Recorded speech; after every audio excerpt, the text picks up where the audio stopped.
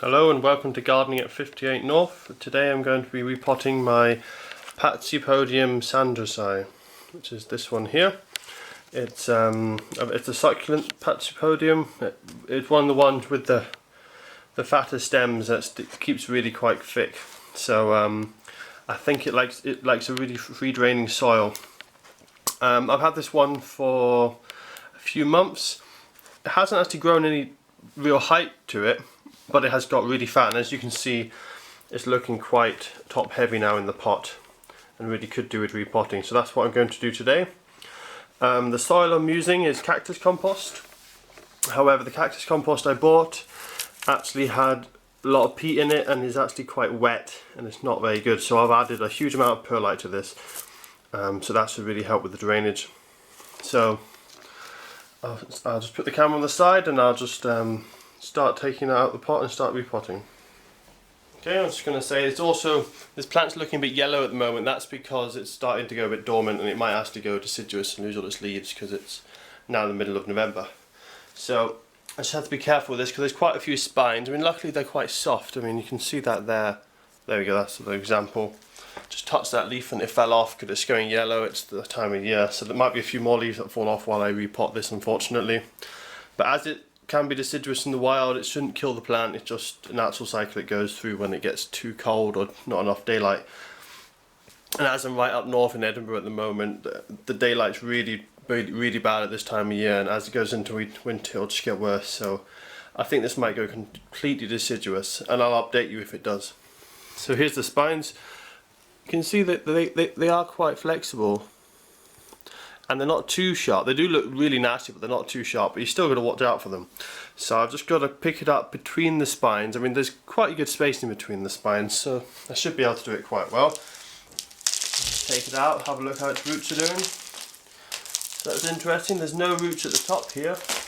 There's only roots lower down. So I'm tempted to actually take that soil away because I don't really want soil to be sitting on its stem as it might encourage rot.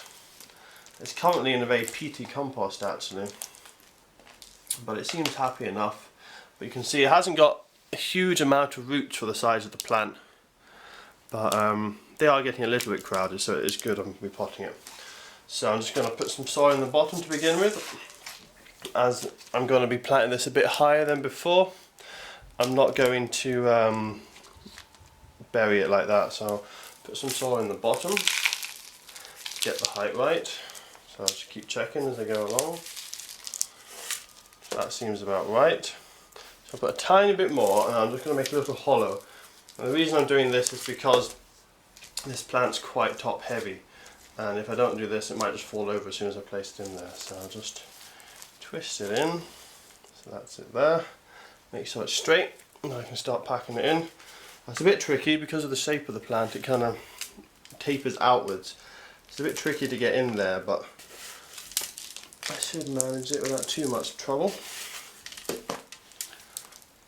I'll just put in all the new compost around the side like that, and then I'll just gently firm it in just to make sure it goes down the side. But I don't want to compact it because this plant won't do well if it's got compacted soil. So that looks almost enough. Just a tiny bit more on this side.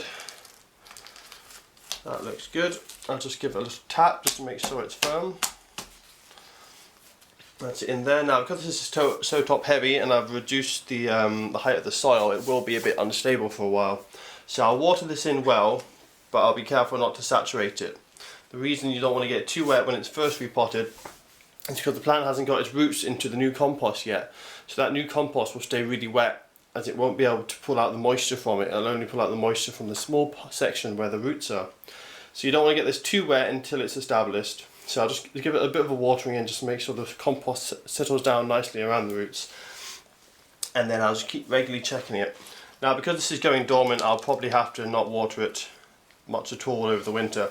But come spring it should come away quite nicely with the new pot. It's got a lot more space for its roots, so it should put on a lot more growth. And I'll keep you guys updated as to how this Pachypodium comes along.